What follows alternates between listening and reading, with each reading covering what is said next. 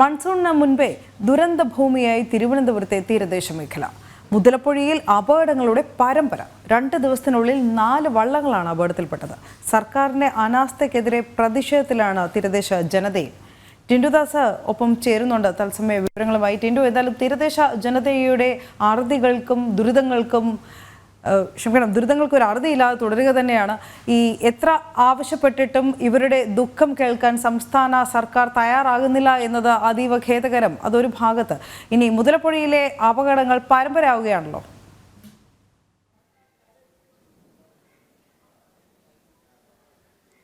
അനു, 8 മാസങ്ങൾക്ക് മുമ്പാണ് ഒരു ദുരന്തം റിപ്പോർട്ട് ചെയ്യാനായിട്ട് ഞാൻ ഈ തിരുവനന്തപുരം അഞ്ചുതെങ്ങ് മുതലപ്പുഴി മേഖലയിൽ എത്തുന്നത്. അന്ന് 4 മരണങ്ങളാണ് സംഭവിച്ചത്. കാണാതായവരെ 3 ദിവസങ്ങൾക്ക് ശേഷം അതിദാരുണമായ രീതിയിലാണ് അവരുടെ മൃതദേഹം കിട്ടിയത്. ഏതാണ്ട് 30ഓളം അപകടങ്ങളാണ് കഴിഞ്ഞ വർഷവും നടന്നത്. മൺസൂൺ ഇനി ഏതാണ്ട് 3 മാസം മാത്രമാണ് ബാക്കി നിൽക്കുന്നത്. മൺസൂൺ തുടങ്ങുന്നതിന് മുന്നേ തന്നെ മുതലപ്പുഴയിൽ അപകടങ്ങളുടെ പരമ്പര തുടങ്ങിയിട്ടുണ്ടെന്ന് വേണം പറയാൻ. 2 ദിവസങ്ങളിലായിട്ട് 4 വള്ളങ്ങളാണ് അപകടത്തിൽപ്പെട്ടത്. അതിൽ ഒരാൾക്ക് ഗുരുതരമായി പരിക്കേറ്റിട്ടുണ്ട്. മുതലപ്പുഴയെ സംബന്ധിച്ചിടത്തോളം എല്ലാ കാലവും മാധ്യമപ്രവർത്തകർ നമ്മൾ ഉൾപ്പെടെ വിളിച്ചു പറയുന്ന കാര്യമാണ് മുതലപ്പുഴയിൽ സർക്കാരിന്റെ അടിയന്തര ഇടപെടൽ ആവശ്യമാണെന്ന്. എല്ലാ കാലവും പറയുമ്പോഴും പ്രഖ്യാപനങ്ങളല്ലാതെ മുതലപ്പുഴയിൽ ഒന്നും നടക്കില്ല എന്ന തെളിവുകളാണ് അതിദാരുണമായ അല്ലെങ്കിൽ അതിഭീകരമായിട്ടുള്ള കാഴ്ചകളാണ് മുതലപ്പുഴയിൽ നിന്നും പങ്കുവയ്ക്കാനുള്ളത്. ഈ ഡ്രഡ്ജിംഗ് ആണ് ഇവിടുത്തെ പ്രധാന പ്രശ്നമെന്ന് പറയുന്നത്. അല്ല, ആഴം കൂട്ടുക, മണൽ നീക്കം ചെയ്യുക, സാൻഡ് ബൈപ്പാസിംഗ് തുടങ്ങിയ പ്രതിവിധികൾ മാത്രം അല്ലെങ്കിൽ തുടങ്ങിയ അത്തരത്തിലുള്ള പ്രതിവിധികൾ മാത്രമേ മുതലപ്പുഴയിൽ ഇനി ചെയ്യാനുള്ളൂ. അല്ലെങ്കിൽ പുലിമുട്ടിന്റെ വീതി കൂട്ടുക. സംസ്ഥാന സർക്കാരിനെ സംബന്ധിച്ചിടത്തോളം മുതലപ്പുഴയിലെ ഇത്രയും പ്രവർത്തനങ്ങൾ എന്നൊക്കെ പറയുന്നത് അവർക്ക് കോടികളുടെ ബാധ്യതയാണ് ഉണ്ടാക്കുന്നതാണ് അവരുടെ തന്നെ വിലയിരുത്തുന്നത്. കാരണം കടലിൽ കൊണ്ട് പണം തള്ളാൻ സർക്കാർ ഉദ്ദേശിക്കുന്നില്ല എന്നൊരു നിലപാടിൽ അത്തരത്തിലൊരു ചിറ്റമ്മ നയം തന്നെയാണ് മുതലപ്പുഴ നിവാസികളോട് അല്ലെങ്കിൽ ഈ മുതലപ്പുഴയോട് സർക്കാർ ഈ കാലം അത്രയും കാണിച്ചിട്ടുള്ളത്. തിരുവനന്തപുരം ജില്ലയിലെ വടക്കൻ മേഖലയാണ് ഞാൻ ഈ സൂചിപ്പിച്ച അഞ്ചുതെങ്ങ്, മുതലപ്പുഴി, അതുപോലെ തന്നെ പെരുമാതുറ, പുതുക്കുറിച്ചി തുടങ്ങിയ പ്രദേശങ്ങളൊക്കെ. ഈ തുടങ്ങിയ ഗ്രാമപ്രദേശങ്ങളിൽ നിന്നൊക്കെ ആളുകൾ എത്തി മീൻ പിടിച്ച് ഉപജീവന മാർഗമാണ്, മീൻപിടുത്തത്തിലൂടെയുള്ള ഉപജീവന മാർഗത്തിലൂടെയാണ് അവർ ജീവിച്ചു പോകുന്നത് തന്നെ. അപ്പോൾ ഈ കടലിൽ നിന്നും ഏറ്റവും എളുപ്പത്തിൽ കടലിലേക്ക് വള്ളങ്ങൾ ഇറക്കാൻ കഴിയുന്ന സ്ഥലം എന്ന് പറയുന്നത് ഈ മുതലപ്പുഴയിലെ മുനമ്പാണ്. ഈ മുനമ്പത്താണ് ഏറ്റവും കൂടുതൽ അപകടം ഉണ്ടാകുന്നത്. കഴിഞ്ഞ വർഷം വരെയുള്ള കണക്കെടുക്ക് നോക്കുമ്പോൾ ഔദ്യോഗികമായിട്ട് 69 പേരും അനൌദ്യോഗികമായിട്ട് ഏതാണ്ട് 80ലധികം പേരും ഈ ദുരന്ത ഭൂമിയിൽ മരിച്ചിട്ടുണ്ടെന്നാണ് കണക്കാക്കാൻ. ഇത്രയും മരണങ്ങൾ സംഭവിച്ചിട്ടും അല്ലെങ്കിൽ ഇത്രയും ദുഷ്കരമായ സംഭവങ്ങൾ ഇവിടെ ഉണ്ടായിട്ടും സംസ്ഥാന സർക്കാരിന്റെ ഭാഗത്തു നിന്നും ഇടപെടലുകളൊന്നും ഉണ്ടായിട്ടില്ല എന്ന് വേണം പറയാൻ. നമ്മൾ ഇവിടുത്തെ പ്രശ്നങ്ങൾ അല്ലെങ്കിൽ ഈ മുതലപ്പുഴയിലെ യഥാർത്ഥ പ്രശ്നങ്ങൾ നമ്മളോട് പങ്കുവയ്ക്കാൻ ഇവിടുത്തെ തീരദേശവാസികൾ തന്നെ നമ്മോടൊപ്പം ചേരുന്നു. അപ്പോൾ നമുക്ക് അവരോട് തന്നെ ചോദിക്കാം. ഈ കാലങ്ങളായി മാധ്യമപ്രവർത്തകർ അല്ലെങ്കിൽ കാലങ്ങളായി നമ്മളെല്ലാവരും ലോകത്തിനോട് വിളിച്ചു പറയുകയാണ് മുതലപ്പുഴയിലെ പ്രശ്നം ഇതാണ്, അല്ലെങ്കിൽ ഇത്തരത്തിലുള്ള ഈ അപകടങ്ങൾ ഇങ്ങനെയൊക്കെയാണെന്ന്. പക്ഷേ ഒരു ഘട്ടത്തിൽ പോലും സർക്കാർ ഇതിൽ ഇടപെടില്ല. എന്താണ് യഥാർത്ഥമായിട്ട് മുതലപ്പുഴയിലെ അല്ലെങ്കിൽ ഒരു യുവതലമുറ എന്ന രീതിക്ക് മുതലപ്പുഴയിലെ യഥാർത്ഥ പ്രശ്നം എന്താണ്? എനിക്ക് തോന്നുന്നു കേരളത്തിലെ ഏറ്റവും കൂടുതൽ അപകടങ്ങളും അതുപോലെ അപകട മരണവും ഉണ്ടായിട്ടുള്ള ഒരു പുഴയാണ് ഈ മുതലപ്പുഴ. ഏകദേശം ഔദ്യോഗികമായ കണക്ക് പ്രകാരം 69 പേര് മരിച്ചിട്ടുണ്ട്. അതുപോലെ തന്നെ ഏകദേശം 800ഓളം അപകടങ്ങൾ ഇവിടെ ഇതുവരെ ഉണ്ടായി. ഇന്നലെ തന്നെ ഏകദേശം 4 അപകടങ്ങളുണ്ടായി. അപ്പോൾ ഇവിടുത്തെ എനിക്ക് തോന്നുന്നു ഏറ്റവും പ്രധാനപ്പെട്ട അത്യാവശ്യമായ കാര്യം എന്ന് പറയുന്നത് ആഴം കൂട്ടുക എന്നതാണ്. പക്ഷെ ഇപ്പോൾ നമ്മളിവിടെ ചെയ്യുന്നതെന്ന് വെച്ച് കഴിഞ്ഞാൽ എന്താണ്, ഇവിടെ JCB എടുത്തുകൊണ്ട് അതൊരു ശാശ്വതമായ പരിഹാരമേ അല്ല. കാരണം ഇത് സാൻഡ് ബൈപ്പാസിങ് ചെയ്യണം. സാൻഡ് ബൈപ്പാസിങ് ചെയ്താലേ നമുക്ക് എത്രത്തോളം ആഴം നമുക്ക് വേണ്ട വിധത്തിൽ കിട്ടാം. ഇപ്പോൾ ചെയ്യുന്ന JCB ചെയ്യുന്നത് എത്ര തോന്നുന്നതോടെ വീണ്ടും മണ്ണ് വീണുകൊണ്ടിരിക്കുകയാണ്. സെപ്റ്റംബർ മാസം മുതൽ ഇങ്ങോട്ട് തെക്കൻ കടലിൽ മണ്ണ് വീഴ്ത്തിക്കൊണ്ടിരിക്കുകയാണ്. അപ്പോൾ ഇതിനെ തടയിടാനുള്ള മാർഗങ്ങൾ നമ്മൾ അധികമായി പഠിച്ച് അത് ചെയ്യണം. പിന്നെ അതുപോലെ തന്നെ വീതി കൂട്ടുക. ഇപ്പോൾ അനുവദിച്ചു എന്ന് പറയുന്നു 124 കോടിയുടെ ഇപ്പോൾ ഇതിൻ്റെ ഒരു പുനർനിർമ്മാണം അനുവദിച്ചു എന്ന് പറയുന്നു. എന്താ അറിയത്തില്ല. അപ്പോൾ ഇപ്പോൾ മത്സ്യത്തൊഴിലാളികൾക്ക് പോകുവാൻ വേണ്ടി വളരെ ബുദ്ധിമുട്ടുള്ള ഒരു സാഹചര്യം വന്നുകൊണ്ടിരിക്കുകയാണ്. കാരണം ഇനി ജൂൺ ജൂലൈ മാസം എന്ന് പറയുമ്പോൾ നല്ല രീതിയിൽ അപകടം ഉണ്ടാകാൻ സാധ്യത വളരെ കൂടുതലാണ്. പിന്നെ സർക്കാർ ഒരു കണക്കിന് നോക്കുകയാണെങ്കിൽ പറ്റിക്കുന്ന ഒരു നിലപാടല്ലേ ഉണ്ടായിട്ടുള്ളത്. സർക്കാർ വാഗ്ദാനങ്ങൾ തരുന്നു, പക്ഷെ അതൊന്നും പാലിക്കുന്നില്ല. എല്ലാം വാക്കിലാണ്, പ്രവൃത്തിയിലൊന്നുമില്ല. അതാണ് ഇവിടെ നടന്നുകൊണ്ടിരിക്കുന്നത്. പിന്നെ സർക്കാരിൻ്റെ ഭാഗത്തു നിന്ന് തന്നെ വേണമെങ്കിൽ നമുക്ക് ഈ അപകടങ്ങളുടെ തോത് കുറയ്ക്കാൻ സാധിക്കും. എങ്ങനെയെന്ന് വെച്ച് കഴിഞ്ഞാൽ നമുക്ക് ഇവരെ മത്സ്യത്തൊഴിലാളികളെ, അതായത് ഈ നമ്മുടെ കോസ്റ്റൽ പോലീസിൻ്റെ ഭാഗത്തു നിന്ന് ഇത് ലൈഫ് ജാക്കറ്റുകൾ മത്സ്യബന്ധനം അങ്ങനെയൊക്കെ വിതരണം ചെയ്യും. അത് ലൈഫ് ജാക്കറ്റ് അവർക്കൊരു പറഞ്ഞ് മനസ്സിലാക്കുക അവരെ. അത് ഉപയോഗിച്ച് കഴിഞ്ഞാൽ നമുക്ക് അപകടത്തിൻ്റെ തോത് കുറയും. പിന്നെ മറ്റൊന്ന് ഇവിടെ നമ്മുടെ ഈ റിമോട്ട് കൺട്രോൾഡ്, അതായത് വിദേശത്തൊക്കെ ഉണ്ട് റിമോട്ട് കൺട്രോൾഡ് ആയിട്ടുള്ള ഈ ലൈഫ് ബോയ്സ് ഉണ്ട്. അപ്പോൾ നമുക്ക് കരയുന്നുണ്ട് റിമോട്ട് കൺട്രോൾ ചെയ്ത് അവരിപ്പോൾ അപകടത്തിലോട്ട് പെടുകയാണെങ്കിൽ അതിൻ്റെ അടുത്ത് എത്തിച്ച് അയാളെ നമുക്ക് രക്ഷിക്കാൻ സാധിക്കും. അങ്ങനെ വിദേശത്തുണ്ട്. പക്ഷേ ഇവിടെ വന്ന് ഒരു ദിവസം അത് ജസ്റ്റ് ഒന്ന് പരിചയപ്പെടുത്തിയായിരുന്നു. അപ്പോൾ ഈ കോസ്റ്റ് എല്ലാവരും ഉണ്ടായിരുന്നു. അപ്പോൾ ഇത് ലക്ഷം രൂപയാവും ഈ സാധനത്തിന്. പക്ഷേ ഇത് ഗവൺമെൻറ് ഭാഗത്ത് നിന്ന് ഇവർക്ക് മേടിക്കാൻ പറ്റത്തില്ലല്ലോ. ഗവൺമെൻറ് സഹായിക്കണ്ടേ. ഗവൺമെൻറ് ഭാഗത്ത് നിന്ന് ഉണ്ടായി കഴിഞ്ഞ് ഇതുപോലെ 2 സൈഡ് നിർത്തിയാൽ മതി ലൈഫ് ബോയ്സ് ഇങ്ങനെയുള്ള ഈ ഒരു റഫ് സീസണുകളിൽ. അപ്പോൾ നമുക്ക് ഈ മരണത്തിൻ്റെ ഇത് കുറയ്ക്കാൻ പറ്റും. വള്ളത്തിന് വരുമ്പോൾ ആൾ പോയാൽ നമുക്കൊന്ന് രക്ഷിക്കുകയാണെങ്കിൽ സാധിക്കും. ഇപ്പോൾ 10 ൽ 8 പേരെങ്കിലും നമുക്ക് രക്ഷിക്കാൻ സാധിക്കും. അപ്പോൾ പക്ഷേ ഇതൊന്നും ഗവൺമെൻറ് ഭാഗത്ത് ഒന്നും ഉണ്ടാകുന്നില്ല. ഇതിപ്പോൾ ശരിക്കും മുതലപ്പുഴി എന്ന് പറയുന്നത് മരണപ്പുഴി തന്നെയാണ്. മരണങ്ങൾ വർദ്ധിച്ചുകൊണ്ടിരിക്കുകയാണ്. ഇപ്പോൾ ഇനിയിപ്പോൾ നിങ്ങളിപ്പോൾ ഈ ഒരു ജൂൺ ജൂലൈ മാസം നോക്കും, മരണങ്ങൾ ഇനിയും ഉണ്ടാവും. ഈ കണക്കുകൾ ഇനിയും കൂടും. ഇത് ഗവൺമെൻറ് സത്യത്തിൽ ഇത് കാണുന്നില്ല. അവർ വന്ന് ജസ്റ്റ് ഇവിടെ എന്തെങ്കിലും സമരം ഉണ്ടായിക്കഴിഞ്ഞാൽ അവർ സമരം ഒന്ന് ഒതുക്കി വിടാൻ വരുന്നു, പോകുന്നു, വാഗ്ദാനങ്ങൾ നൽകുന്നു, പോകുന്നു, ഒന്നും നടക്കുന്നില്ല. അതാണ് ഇവിടെ ഇപ്പോൾ ഈ മനുഷ്യൻ്റെ ജീവനൊരു വിലയില്ലാത്തൊരു ഇതാണ് ഇവിടെ കാണുന്നത്. തീർച്ചയായും അനു ആദ്യം ആവശ്യപ്പെട്ടത് മുതലപ്പുഴയിൽ അപകടങ്ങൾ കുറയ്ക്കുക, മുതലപ്പുഴയിലെ പ്രശ്നങ്ങൾ പരിഹരിക്കുക. ഇപ്പോൾ ഒരുപക്ഷെ തീരദേശ ജനതയ്ക്ക് ആവശ്യപ്പെടാനുള്ളത് മരണങ്ങളുടെ എണ്ണമെങ്കിലും കുറയ്ക്കുക. ഒരുപക്ഷെ 10 പേര് അപകടപ്പെടുകയാണെങ്കിൽ 8 പേരെങ്കിലും രക്ഷിക്കാൻ കഴിഞ്ഞാൽ അത് വലിയ ഉപകാരമായിരിക്കും. അതോടൊപ്പം തന്നെ ഈ മത്സ്യത്തൊഴിലാളി മേഖലയിൽ പ്രവർത്തിക്കുന്ന മറ്റൊരാളും കൂടി നമ്മോടൊപ്പം ചേരുന്നുണ്ട്. പുള്ളിക്കാനി ഇവിടുത്തെ പ്രശ്നങ്ങൾ ഏതാണ്ട് എത്ര വർഷമായിട്ട് ഈ മേഖലയിൽ പ്രവർത്തിക്കുന്നുണ്ട്? ഞാൻ മത്സ്യമേഖലയുമായിട്ട് 30 വർഷത്തോളമായി ഈ രംഗത്ത് പ്രവർത്തിച്ചുകൊണ്ടിരിക്കുകയാണ്. ഇവിടുത്തെ പ്രശ്നം എന്ന് വെച്ച് കഴിഞ്ഞാൽ മുതലപ്പുഴ വിഷയം ഏറ്റവും പ്രധാനമായിട്ടുള്ള അപകട സാധ്യത ഉണ്ടെന്ന് പറഞ്ഞത് ഇവിടുത്തെ മത്സ്യത്തൊഴിലാളി സംഘടനകളുമാണ്. കാരണം ഇത് അപകടമാണ് തുടക്കത്തിൽ പറഞ്ഞത് മത്സ്യത്തൊഴിലാളികളാണ്. പക്ഷേ പഠിച്ചുകൊണ്ട് അവർ പറയുന്നത് ഇവരുടെ നടത്തുന്ന പഠനം എന്താണെന്ന് പോലും ഇവിടുത്തെ മത്സ്യത്തൊഴിലാളികൾക്ക് അറിയാൻ പറ്റുന്നില്ല. പക്ഷേ മത്സ്യത്തൊഴിലാളി പറയുന്നതിൻ്റെ ഒരു ഭാഗം പോലും അവർ ഉൾക്കൊള്ളുന്നില്ല എന്നാണ് ഞങ്ങൾക്കൊരു പരാതിയായിട്ട് പറയാനുള്ളത്.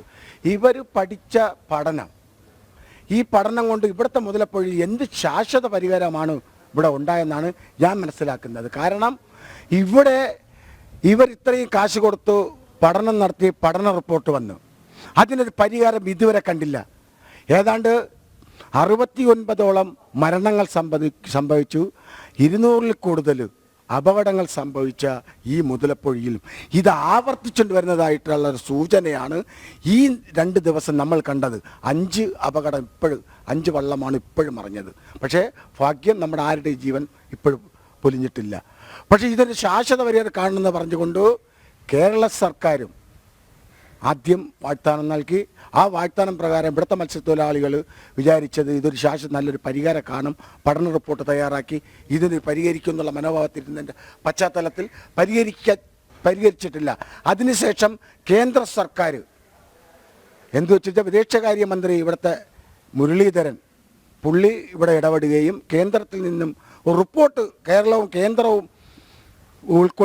തമ്മിൽ നിന്നുകൊണ്ട് ഒരു റിപ്പോർട്ട് തയ്യാറാക്കിക്കൊണ്ട് ഒരു ശാശ്വത പരിഹാരം കാണുമെന്ന് പറഞ്ഞുകൊണ്ട് അതിലും വിശ്വസിച്ചു. കേന്ദ്ര സർക്കാർ ഞങ്ങൾ വിശ്വസിച്ചു. പക്ഷേ അതിനും ഇതുവരെ ഒരു പരിഹാരം കാണാതിരിക്കുമ്പോൾ വളരെ പ്രയാസത്തിലാണ് ഞങ്ങൾ കടന്നു പോയിക്കൊണ്ടിരിക്കുന്നത്. ഇത് ഞങ്ങൾക്കൊരു സൂചനയാണ്. കാരണം ഇതിപ്പോൾ താൽക്കാലികമായിട്ടുള്ളൊരു കടലാണ്. ഈ കടൽ ഇത്രയും കാലമായി ഞാൻ ഏതാണ്ട് ഈ മത്സ്യമേഖലയായിട്ട് പ്രവർത്തിക്കുന്ന മത്സ്യത്തൊഴിലാളിയാണ്. അതിൻ്റെ പേരിൽ ഞാൻ ഇങ്ങനെ ഒരു കടൽ ഈ മാസത്ത് ഞാൻ ഇതുവരെ കണ്ടിട്ടില്ല. പക്ഷേ ഇതൊരു സൂചനയാണ്. 5 വള്ളങ്ങൾ കവന്നു പോയിരിക്കുന്നു. ഈ മുതലപ്പുഴയിൽ വരുന്ന നാളുകളിൽ വളരെ അപകടങ്ങൾ നടക്കാൻ സാധ്യതയുണ്ട്. അതിനൊരു ശാശ്വത പരിഹാരം എത്രയും പെട്ടെന്ന് കാണണം എന്നാണ് ഞങ്ങൾ പറഞ്ഞത്. പക്ഷേ ഇവിടെ ഞങ്ങൾ പറയുന്നത് പ്രധാനപ്പെട്ട ഒരു പോയിന്റ് എന്ന് വെച്ച് കഴിഞ്ഞാൽ ഇവിടുത്തെ മണ്ണ്. ഇത് കഴിഞ്ഞ മാസം ഇവിടുത്തെ ഹാർബർ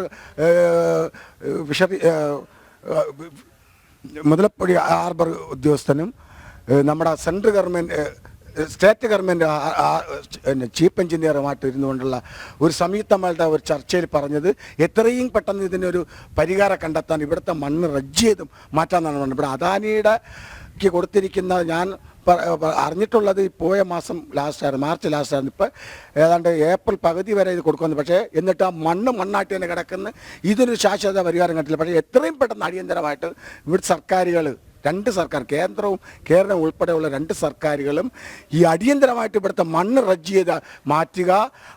എങ്കിൽ മാത്രമേ ഈ വരുന്ന മൺസൂൺ കാലത്തെങ്കിലും മത്സ്യത്തൊഴിലാളികൾ അപകടമില്ലാതെ തൊഴിലിന് പോകാൻ, അല്ലെങ്കിൽ ഇത് ഈ മുതലപ്പൊഴി ഇവിടെ നിന്ന് മാറ്റിത്തരുമെങ്കിൽ വളരെ ഉപകാരമെന്നാണ് ഞാൻ പറയാൻ പോകുന്നത്. കാരണം ഈ ഒരു മുതലപ്പൊഴി ഉള്ളത് കാണാനല്ലോ ഞങ്ങൾ ഈ ഭാഗത്തിലൂടെ തൊഴിലവസരങ്ങൾക്ക് പോകാൻ, അല്ലെങ്കിൽ ഞങ്ങൾ മറ്റുള്ള ഹാർബറിൽ ആശ്രയിച്ച് പോകുമായിരുന്നു. പക്ഷേ ഈ ഒരു മുതലപ്പൊഴി ഉള്ളതുകൊണ്ടാണ്.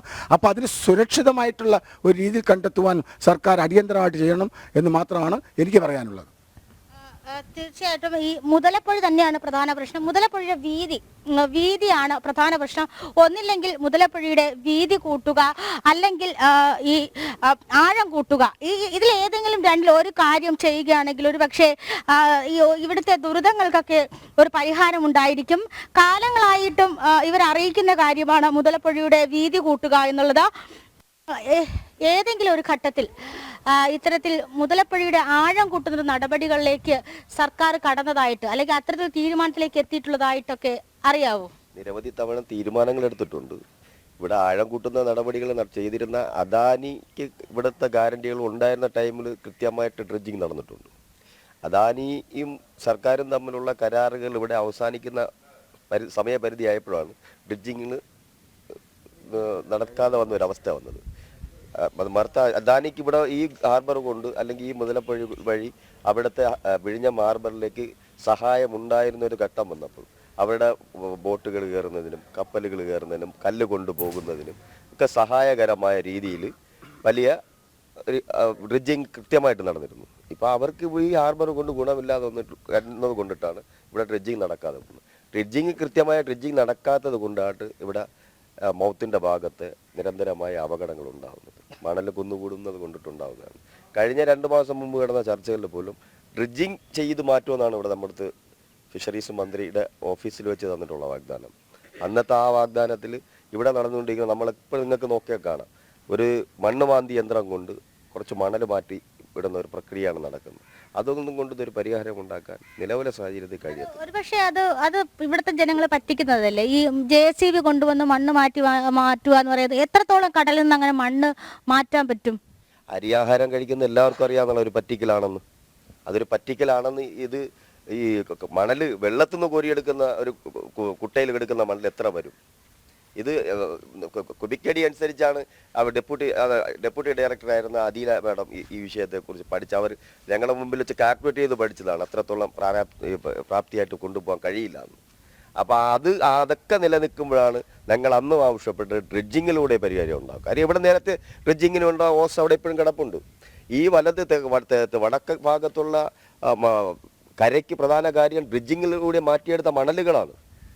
അല്ലെങ്കിൽ വടക്ക് ഭാഗത്ത് ഫുള്ള് കടലായിരുന്നല്ലോ. അവിടെ നിന്ന് ഡ്രഡ്ജ് ചെയ്ത് വന്ന മണലിൻ്റെ കൂടുതൽ കൊണ്ടിട്ടാണ് ഇവിടെ കരയുണ്ടായത്. അപ്പോൾ അവിടെ ഇപ്പോൾ മാറ്റിയതിൻ്റെ 100 മടങ്ങ് അധികമായിട്ടാണ് ഇപ്പോൾ മണൽ കിടക്കുന്നത്. അപ്പോൾ ഡ്രഡ്ജിങ്ങിലൂടെ ഇതിനൊരു പരിഹാരം ഉണ്ടാകും. ഡ്രഡ്ജിങ് കൊണ്ട് വലിയ ദോഷമുണ്ട്. ആ ദോഷത്തിനാണ് ഇപ്പോൾ ഒരു 150 കോടി അനുവദിച്ചിരിക്കുന്നതെന്ന് പറയുന്നത്. ഭരണാനുമതിക്ക് വേണ്ടി വെയിറ്റ് ചെയ്യുന്നു. കഴിഞ്ഞ 2 ആഴ്ച മുമ്പ് AXC ഓഫീസിൽ വെച്ച് നടത്തിയ ഒരു മീറ്റിങ്ങിൽ അവർ പറഞ്ഞതാണ് ഭരണാനുമതി കിട്ടിയാൽ ഫണ്ട് ഓക്കെയാണ്.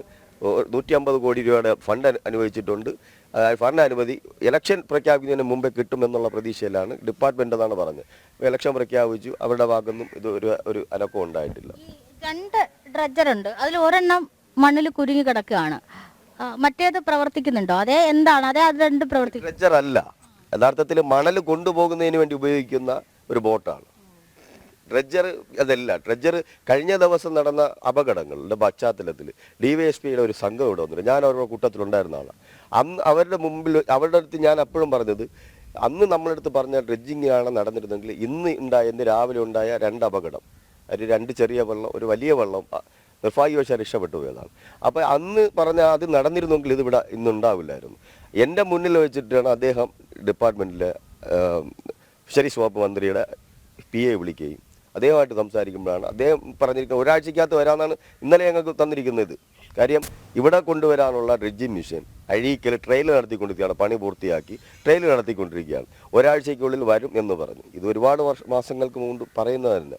അത് എത്രത്തോളം പ്രാരംഭികമാകുമോ എന്നുള്ളത് നമുക്ക് പറയാനൊക്കത്തില്ല. ഇതുവരെ മൊത്തം 69 പേര് മരിച്ചിട്ടുണ്ട്. അവർക്ക് നൽകാന്ന് പറഞ്ഞ ധനസഹായവും എന്തെങ്കിലുമൊക്കെ നൽകിയതായിട്ട് അറിവുണ്ടോ? കരയുന്ന പിള്ളയ്ക്കേ പാലുള്ളൂ. ആ അവസ്ഥയാണ്. കിട്ടിയിട്ടുണ്ടോ എന്ന് പറഞ്ഞാൽ കിട്ടിയിട്ടുണ്ട്, കിട്ടിയിട്ടില്ല എന്ന് പറഞ്ഞാൽ ഒരു രീതിയിലും പരിഗണിക്കാത്ത ടീമുകളുണ്ട്, ഒരുപാട്. ഈ അപകടം നടന്ന ഒരു പക്ഷേ കിടപ്പിലായി പോകുന്ന ആൾക്കാർക്കുള്ള ചികിത്സാ സഹായം അങ്ങനെ എന്തെങ്കിലും സർക്കാരിനുണ്ടോ? ആർക്കും കിട്ടിയിട്ടില്ല, ആർക്കും അങ്ങനെ കിട്ടിയായിട്ട് അറിയില്ല. അല്ല, അങ്ങനെ എന്തെങ്കിലും സർക്കാർ പ്രഖ്യാപിച്ചിട്ടുണ്ടോ? അപ്രഖ്യാപിതമായ പ്രഖ്യാപനങ്ങൾ നിരന്തരം നടക്കുന്നുണ്ടല്ലോ. അത് മുഖവിലേക്ക് എടുത്തിട്ടല്ലല്ലോ ഇവിടെ കാര്യങ്ങൾ നടക്കുക. അപ്രഖ്യാപിതമായ നിലപാടുകൾ പ്രഖ്യാപനങ്ങളും നടക്കുന്നുണ്ടല്ലോ. ഇനിയിപ്പോൾ ഇലക്ഷൻ ആയില്ലേ, ഇനിയിപ്പോൾ പ്രഖ്യാപനങ്ങളുടെ വൻ കൂമ്പാരം ഉണ്ടോ? അതൊക്കെ അപ്രഖ്യാപിതമായിട്ടുള്ള പ്രഖ്യാപനങ്ങളാണ്. അപ്പോൾ ആ രീതിയിലുള്ള പ്രതികരണമായിരിക്കും മത്സ്യത്തൊഴിലാളികളുടെ ഭാഗത്ത് എല്ലാ വോട്ടിങ്ങിലൂടെ പ്രതികരിക്കുക. ഒരു സംഘടിതമായിട്ടൊരു പക്ഷേ ഒരു വിഴിഞ്ഞം മോഡൽ സമരം, അത്തരത്തിലൊരു സംഘടിതമായിട്ടൊരു സമരമൊക്കെ നടത്തുകയാണെങ്കിൽ ഒരു പക്ഷേ നിങ്ങൾക്ക് എന്തെങ്കിലുമൊക്കെ ചെറിയ രീതിയിലെങ്കിലും ഈ മേഖലയെ സംരക്ഷിക്കാനായിട്ട് കിട്ടുമെന്ന് പ്രതീക്ഷയുണ്ടോ? വിഴിഞ്ഞം സമരത്തിന്റെ പ്രധാന ഘടകം ഇവിടുത്തെ മുതലപ്പുഴയുടെ ഒന്നായിരുന്നു. അവിടെ പ്രധാന ആവശ്യങ്ങളിലൊന്ന് മുതലപ്പുഴയുടെ മൗത്തിന്റെ ഭാഗത്തുള്ള ബ്രേക്ക് വാട്ടറിന്റെ അവിടുത്തെ പ്രധാന ഇഷ്യൂ വിഴിഞ്ഞ സമരത്തിൽ പ്രധാന ഒരു ഇഷ്യൂ ആണ്. വിഴിഞ്ഞത്തിലെ മാത്രം വിഷയങ്ങൾ ഉന്നയിച്ചിട്ടല്ല വിഴിഞ്ഞം സമരം നടപ്പിലാക്കി. വിഴിഞ്ഞം സമരത്തിന്റെ പ്രധാന 7 ആവശ്യങ്ങൾ 5 ആവശ്യങ്ങളിൽ ഒന്ന് മുതലപ്പുഴയുടെ ബ്രേക്ക് വാട്ടറിന്റെ അപകടാവസ്ഥ മാറ്റണം എന്നുള്ളത് തന്നെയായിരുന്നു. അത് ആ സമരങ്ങൾ ഒത്തുതീർപ്പായെന്ന് പറഞ്ഞ് ഇത് നമ്മുടെ ജനങ്ങളെ ഇവിടുത്തെ മത്സ്യത്തൊഴിലാളികളുടെ നമ്മുടെ തീരദേശത്തുള്ളവരെ കബളിപ്പിക്കുന്ന ഒരു നിലപാട്. ജനകീയ സമരങ്ങളെ എപ്പോഴും അടിച്ചമർത്താൻ ശ്രമിക്കുന്ന നിലപാടാണ്. അത് കഴിഞ്ഞ കാലങ്ങളിലൊക്കെ നമ്മൾ കണ്ടതാണല്ലോ. ഈ സർക്കാരിന്റെ ഭാഗത്തുനിന്ന് ജനകീയ സമരങ്ങൾക്ക് നേരെ ഉണ്ടാകുന്ന നിലപാടുകൾ, അവരെടുക്കുന്ന ആക്ഷൻ ഏത് തരത്തിലാണെന്നുള്ളത്. CSA നോക്കിയാലും ഒക്കെ എല്ലാ സമരങ്ങളും നോക്കിയാലും സമരം എടുക്കുന്നവർക്കെതിരെ കേസെടുക്കൽ, അല്ലെങ്കിൽ അവരെ പെറ്റി അടയ്ക്കുന്ന അവസ്ഥ, എന്നെ ഉൾപ്പെടെ കഴിഞ്ഞ ഈ വിഴിഞ്ഞ സമരത്തിൻ്റെ സമരങ്ങൾക്ക് നമ്മളെല്ലാം അതിൻ്റെ കണ്ണികളായിരുന്നു. അപ്പം ഞാൻ ഉൾപ്പെടെ എൻ്റെ കൂടെ നിൽക്കുന്നവരെല്ലാവരും ഒക്കെ അവരുടെ കേസിലെ പ്രതികളാണ്. ഇവരുടെ 110ഓളം പേര് ഞങ്ങളുടെ ഏരിയ എന്ന് മാത്രം, പെരുമാതുറ ഏരിയ എന്നുള്ള 110 പേരെ ചേർത്ത് ഇവിടെ പോലീസ് കേസെടുത്തിട്ടുണ്ട്. ഞങ്ങളെല്ലാവരും ഫൈൻ അടച്ചവരാണ്.